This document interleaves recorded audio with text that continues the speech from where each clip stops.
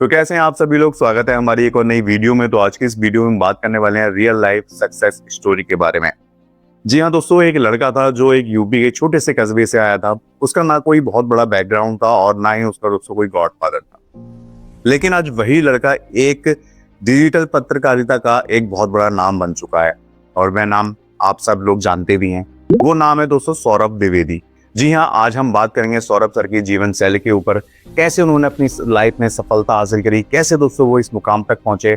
एक छोटे से कस्बे का लड़का आज डिजिटल प्लेटफॉर्म का इतना बड़ा नाम बन चुका है। तो सबसे पहले बात करें कि इस कहानी की शुरुआत कहाँ से होती है। तो इस कहानी की शुरुआत 22 अप्रैल 1983 को उत्तर प्रदेश के जलौन डिस्ट्रिक्ट के एक छोटे से गांव चमेरी विलेज से हुई। इनका जो जन्म हुआ था वो एक साधारण और मध्य वर्ग के परिवार में हुआ था। बात करें इनके फादर की, तो फादर एक प्रोफेसर थे जो कि एक विद्यालय में कार्यरत थे। तो शुरुआत से ही घर का जो माहौल था काफी ज्यादा एजुकेशन वाला रहा। तो स्टार्टिंग से इनकी पढ़ाई पे काफी अच्छा ध्यान दिया गया। इनके फादर के द्वारा, इनके पेरेंट्स के द्वारा काफी अच्छा इनको गाइड किया गया कि हाँ, पढ़ाई से ही आगे लाइफ में आगे बढ़ा जा सकता है। तो धीरे धीरे जैसे जैसे बड़े हुए, उन्होंने अपनी जो विद्यार्थी जीवन का कार्यकाल है वो शुरू किया सरस्वती शिशु मंदिर जो कि उरई में था। उसके बाद अपनी आगे की जर्नी के लिए दीनदयाल एसडी विद्यालय गए जो कानपुर में था। वहीं दोस्तों जो इन्होंने अपना इंटर वगैरह कंप्लीट किया वो जुगल देवी सरस्वती विद्यालय से किया जो वो भी कानपुर में स्थित था। विद्यार्थी जीवन काल में दोस्तों इनका जो इंटरेस्ट था ना, वो मैथ और साइंस में ना रहकर वो हिंदी साहित्य, राजनीति, इन चीजों में ज्यादा जाने लगा। भाषा पे ज्यादा इनकी अच्छी पकड़ बनती गई। घर का माहौल जो पढ़ाई का था, तो इनके फादर वगैरह कहते थे कि नहीं, तुम मैथ और साइंस पे ज्यादा ध्यान करो। मतलब साइंस साइड की तरफ इनको ज्यादा दबाव दिया जा रहा था कि तुम साइंस साइड लो और आगे जाके डॉक्टर या इंजीनियर में अपना प्रोफेशनल चुनो। बट जो सौरभ सर का इंटरेस्ट था वो भाषा में था। उन्होंने भाषा, विद्यार्थी जीवन में ही भाषा पे काफी अच्छी ज्यादा पकड़ बना ली थी। स्कूल टाइम में ही वो डिबेट्स में हिस्सेदारी लेते थे, निबंध वगैरह पढ़ते थे, साहित्य पढ़ते थे।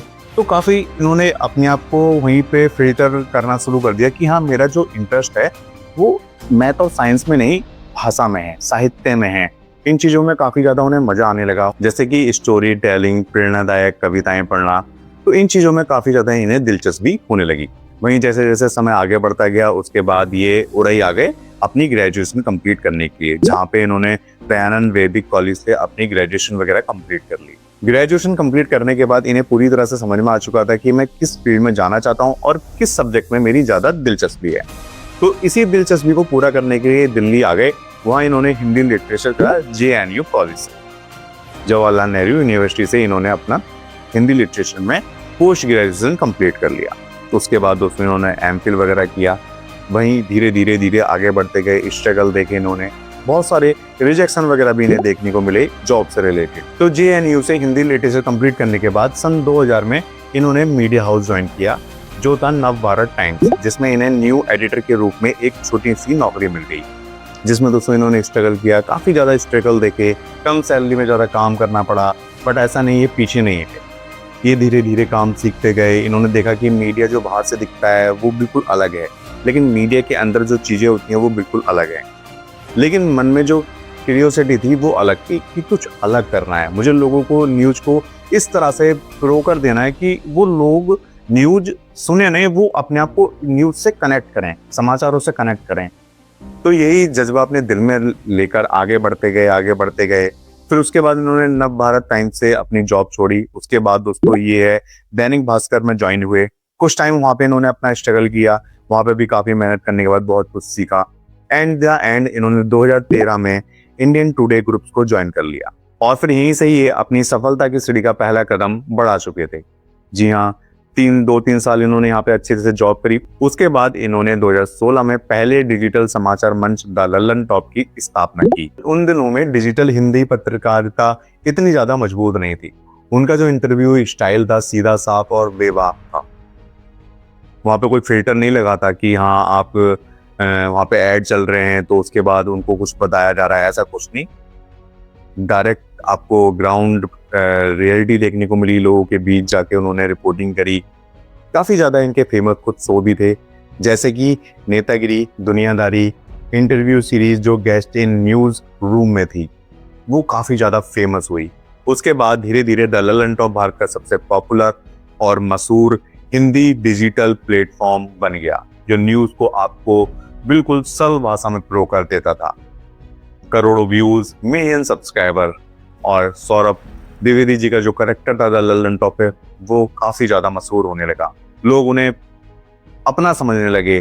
काफी अच्छी उनकी भाषा में जो ताकत थी, उन्होंने आम आदमी से जैसे अपने आप को कनेक्ट किया, यूथ को कनेक्ट किया, वो करेक्टर बहुत ज्यादा लोगों को समझ में आने लगा और लोग कनेक्ट होने लगे। तो इस तरह से एक छोटा सा लड़का, एक छोटे से कस्बे का लड़का अपनी लगातार मेहनत से, सीखने से, अपनी भाषा के दम पर, अपने जिस चीज को उसने प्यार किया उसकी वो विख्याति का कारण बनी। तो ऐसा नहीं है दोस्तों, जो आप अगर चाहते हैं वो नहीं हो सकता। अगर आप में दृढ़ निश्चय है, आप अपने पैशन को लेकर काफी ज्यादा मोटिवेट हैं, तो आप कंटिन्यू उसमें लगातार काम करते रहिए। आप भी कभी ना कभी सफलता के मार्ग पर अवश्य पहुंचेंगे। सौरभ सर के सफलता के जो 4 मजबूत स्तंभ थे वो थे इनकी लैंग्वेज, इनकी सरल भाषा, दूसरा इनका माइंडसेट, तीसरा इनकी सिंपलिसिटी, बिल्कुल अदब से बात करना, चाहे सामने कितना भी छोटा व्यक्ति है और कितना भी बड़ा व्यक्ति है, बिल्कुल सिंपलिसिटी के साथ अपनी बातों को कहना और दूसरे की बातों को सुनना, पेशेंस के साथ, ठहराव के साथ, धैर्य के साथ अपनी बातों को बोलना, बताना, समझाना। और चौथा फियरलेस जर्नलिज्म, बिना किसी डर के इंटरव्यू लेना और बिना किसी डर के अपने सवाल पूछना। तो यही चीज़ उनको काफ़ी ज़्यादा सफलता के एक अलग लेवल पे ले गई। काफ़ी ज़्यादा लोगों का इन्हें प्यार मिला, यूट्यूब से काफ़ी ज़्यादा मशहूर हुए, काफ़ी ज़्यादा अपनी इन्हीं विख्याति के कारण काफ़ी ज़्यादा अवार्ड वगैरह भी इनकी लाइफ में इन्हें मिले। तो यही थी सौरभ सर की एक छोटी सी जीवन शैली, जिसे आप एक मोटिवेशन स्टोरी के रूप में अपने ऊपर भी एप्लीकेबल कर सकते हैं। ऐसा नहीं कि अगर आप एक छोटे से गांव में रहते हैं, एक छोटे से कस्बे में रहते हैं, तो आप अपनी लाइफ में आगे सफलता प्राप्त नहीं कर सकते हैं। आप में खुद में लगातार सीखने की इच्छा होनी चाहिए। आपने जो भी सेक्टर ज्वाइन किया है या चूज किया है, उसमें आप बिल्कुल कॉन्फिडेंस होने चाहिए कि हाँ, ये मैं कर सकता हूँ और ये इसमें अच्छी तरह से सीख सकता हूँ। अपने आप को इम्प्रूव करते जाइए, अपने आप को इम्प्रूव करते जाइए। अपनी स्किल्स को इतना डेवलप कर लीजिए कि कोई आपसे अच्छा कर ही ना पाए उस चीज को। जैसे कि सौरभ सर ने किया, भाषा में इन्होंने इतनी महारत हासिल की, जिससे कि उन्होंने एक इतने डिफिकल्ट चीज को बहुत ही सरल भाषा में आपके सामने प्रो के रखना शुरू कर दिया।